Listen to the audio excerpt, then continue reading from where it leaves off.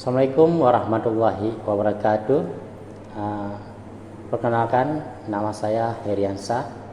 Saya adalah salah satu dosen yang home base di program studi sumber daya akuatik Fakultas Perikanan dan Ilmu Kelautan Universitas Tunku Umar. Bidang keilmuan saya adalah sumber daya perairan.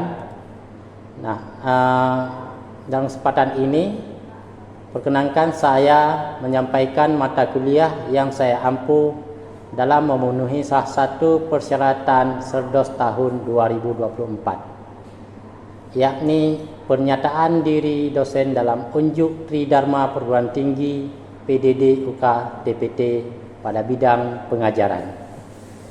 Saya akan mencoba menjelaskan salah satu mata kuliah yang saya ampu pada semester genap tahun ajaran 2023-2024, yakni mata kuliah Iktologi. Mata kuliah ini adalah mata kuliah yang sesuai dengan bidang keilmuan saya, yaitu sumber daya perairan. Mata kuliah Iktologi merupakan salah satu mata kuliah wajib pada semester genap di jurusan Sumber Daya Akuatik Fakultas Perikanan dan Ilmu Kelautan Universitas Tunku Umar. Mata kuliah ini memiliki 3 bobot SKS dengan rincian teori 2 SKS dan praktikum 1 SKS. Mata kuliah Iktologi membahas tentang biota ikan dan segala aspek kehidupannya. Adapun CPMK dalam mata kuliah ini adalah mampu menjelaskan konsepsi sistematika ikan dan peranan ahli sistematika ikan.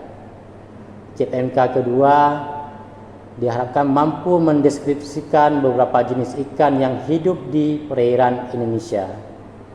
Adapun CPMK ketiga adalah mampu menjelaskan fungsi makro 10 sistem organ tubuh ikan dengan modifikasi yang terjadi pada sistem organ tubuh ikan tersebut. Adapun materi pertemuan dalam mata kuliah Iktologi ini adalah ada 16 kali pertemuan dalam satu semester, plus 8 kali pertemuan praktikum. Diawali dengan pertemuan pertama, yaitu seperti biasa kontrak kuliah, dan dilanjutkan dengan pendahuluan menjelaskan pengertian iktologi dan kedudukan ikan dalam dunia hewan. Pertemuan pertama ini masih dalam bentuk pengantar. Kemudian pada pertemuan kedua menjelaskan tentang sejarah sistem perkembangan sistematika ikan. Pada pertemuan ketiga menjelaskan tentang sistem integumen pada ikan. Pada pertemuan keempat menjelaskan sistem otot. Kemudian pada pertemuan kelima menjelaskan sedikitnya 5 macam bentuk tubuh pada ikan. Pertemuan ke-6,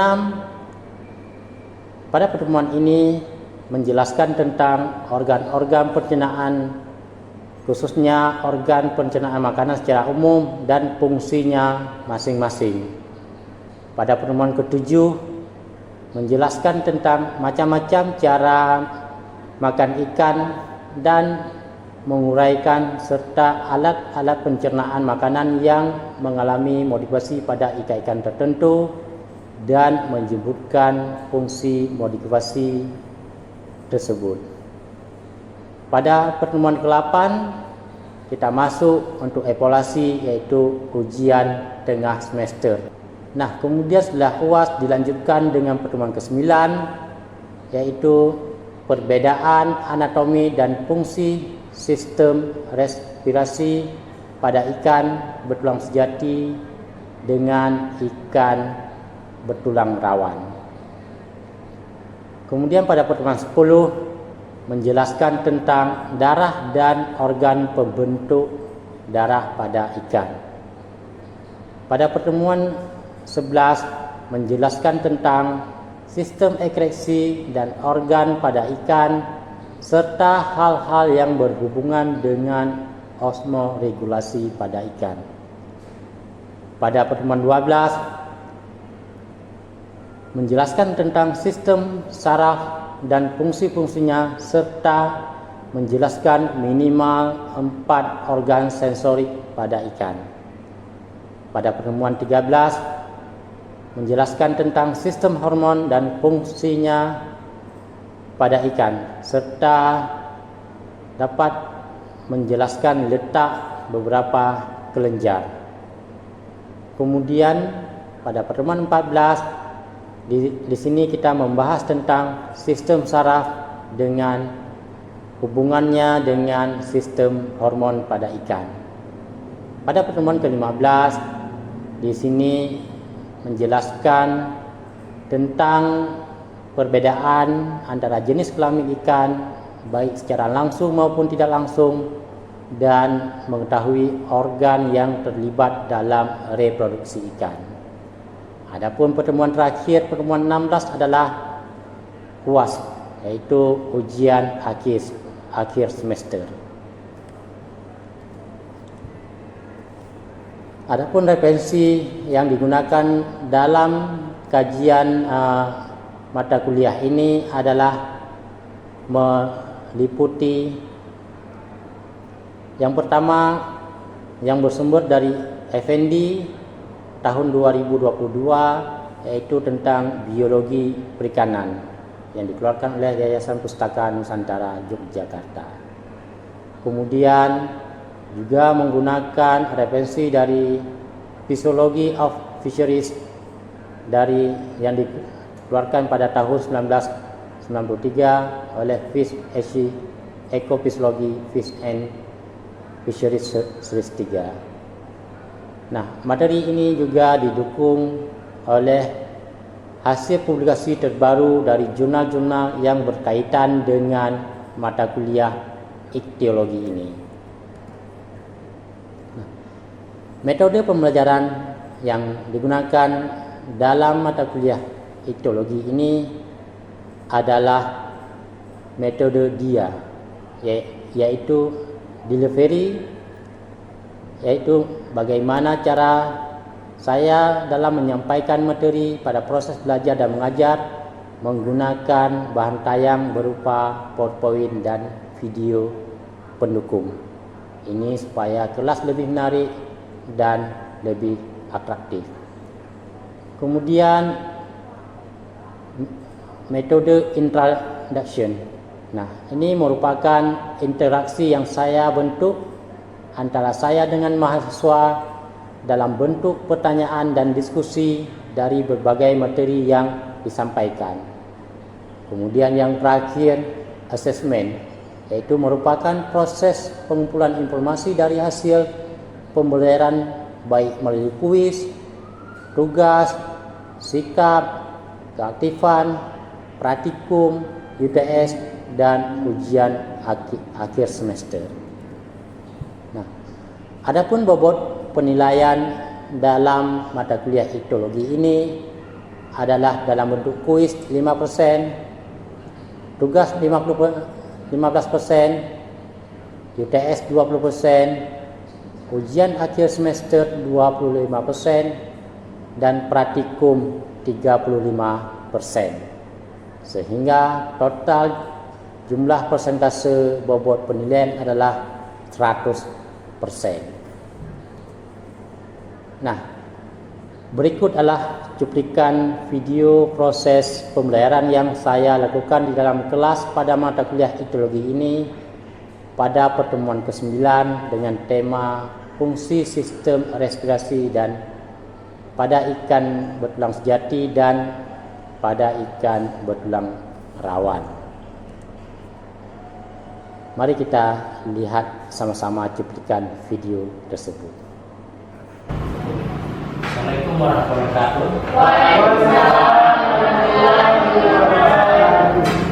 Baik, kita masuk ikthyologi hari ini, yaitu salah satu mata kuliah di Prodi Budidaya Akuatik identitas untuk menggunakan. Nah, sebenarnya modul mikrobiologi ini kita bicara tentang cabang ilmu biologi, tapi khususnya ke ikan. Nah, modul mata kuliah kita adalah mata kuliah fakultas, jadi FPIT 808. Kemudian kita di jurusan sumber daya aquatic, Fakultas Perikanan dan Ilmu Kelautan. Nah, mata kuliah ini ada 3 SKS ya. 3 SKS itu 2 teori, 1 praktikum. Itu 2 SKS teori dan 1 SKS praktikum. Nah, praktikum nanti kita lakukan di lab. Nah, di luar dari teori kelas. Nah, praktikum itu sendiri nanti ada 8 pertemuan di lab. Kemudian kita belajar arkeologi ini pada semester ganjil di tahun ajaran 2023-2024. Kemarin kita materi apa? Yang di pertolongan BTS ya? BTS ya. Sudah BTS kita menuju ke 9, nanti di menambah kita buat sebelum kita mulai pelajaran atau kuliah, sebenarnya kita berdoa dulu supaya proses kita bisa fokus dengan baik.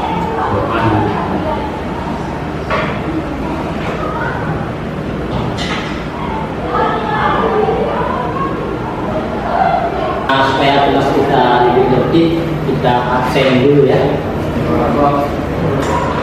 Desti, Adelina, Sandika,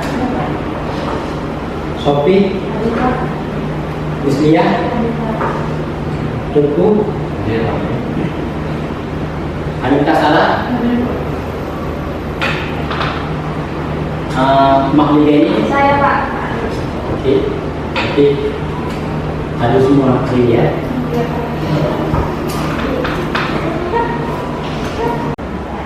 Baik, di pertemuan ke-8 ini pada mata kuliah biologi kita akan coba membahas materi tentang sistem respirasi.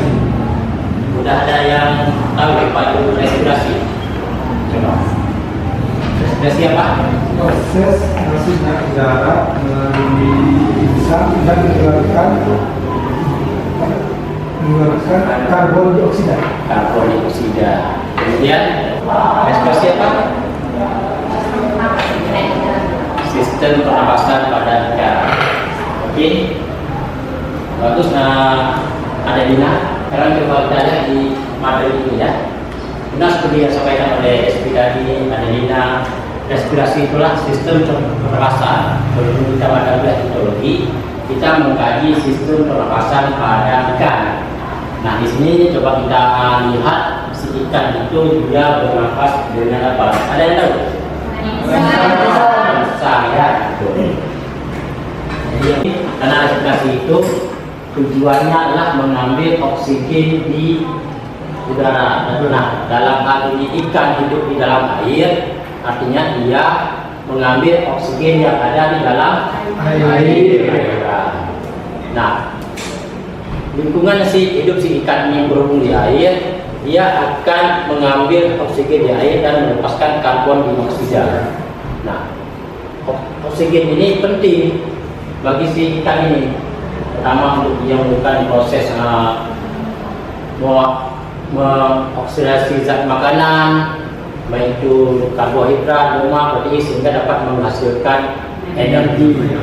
Coba kita lihat di sini. Ikan itu kan ada 2 tempat hidup dia di air, ada yang di air laut dan ada yang di air tawar. Nah, perbedaan air tawar dengan laut, dia kadar oksigen yang terkandung juga berbeda. Makanya di sini jenis ikan yang hidup di air asin itu dia susah adaptasi, atau bisa dikatakan tidak bisa hidup di air tawar. Terus dia berada pada 10,32. Kemudian pada air asin 9,7. Nah, semakin tinggi suhunya, maka kadar oksigen oksigen yang terkandung dalam air semakin rendah. Artinya ketika suhu naik, maka kadar oksigen dalam cairan tersebut akan turun. Oke, ada yang ingin bertanya? Jawab ini.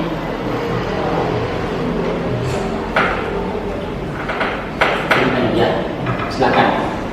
Pak, Silakan nama ya. perkenalkan nama saya Teguh Tabri. Saya prodi sumber daya aquatic. Kan bernapas dengan bisa. Jadi kenapa waktu misalnya di akuarium atasnya ditutup, Pak, bisa mati ikan?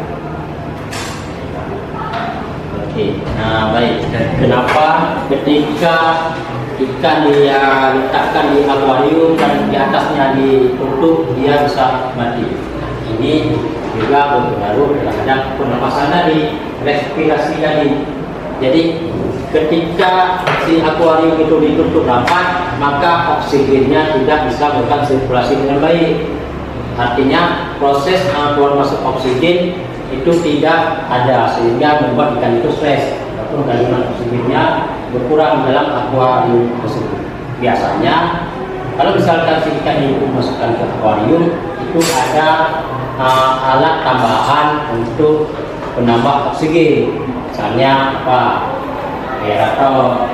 Nah, fungsinya untuk sirkulasi oksigen di dalam air ataupun supaya kita bisa memudahkan untuk melihat proses pembiaran bagaimana si ikan ini melakukan respirasi ataupun mengambil air untuk memberikan.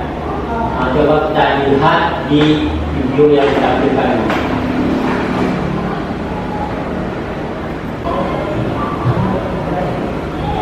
The structure and function of fish gills. For animals that live in water, obtaining oxygen is a particular challenge. Water is more viscous and dense than air, and water contains a much lower percentage of oxygen and outer. Let's take a closer look at how gas exchange occurs in the gills. The gill filaments are made up of lamellae, and you can see in this closer view that the lamellae are a series of flattened plates. Water flows past the lamellae in this direction, and blood flows through capillaries in the lamellae in the opposite direction. Oxygen pours in blood at this box location, and if so, in which direction?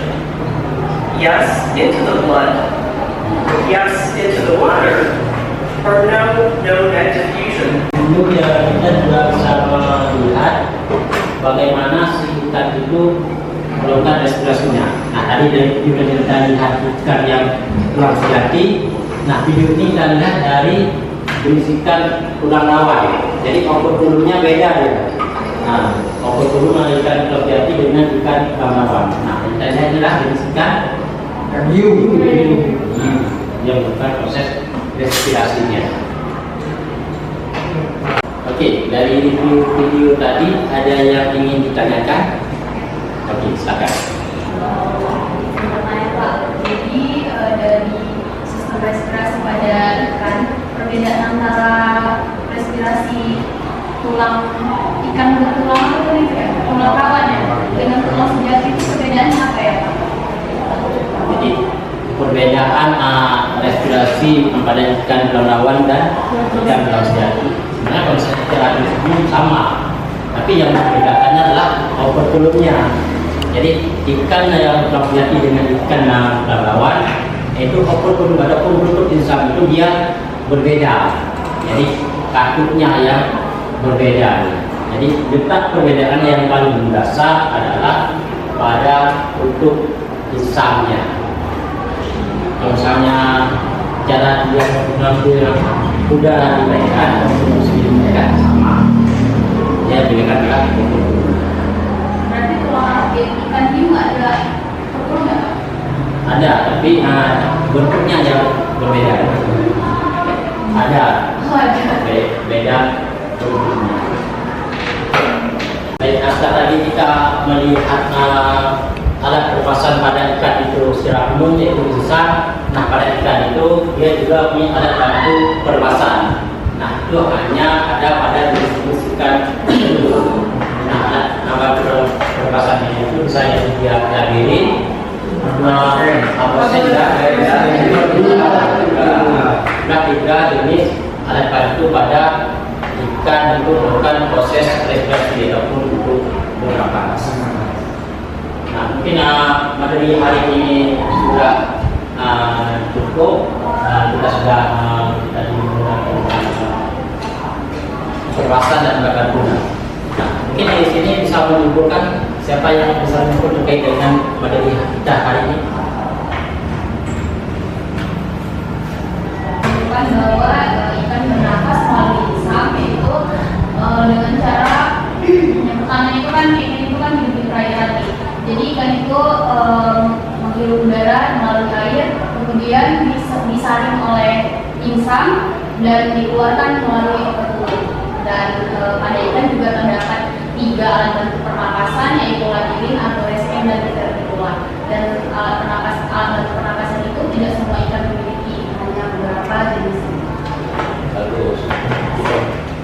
Misalnya Adelina 3 kali dan bisa berakur, dia dapat payung cantik. Gitu ya.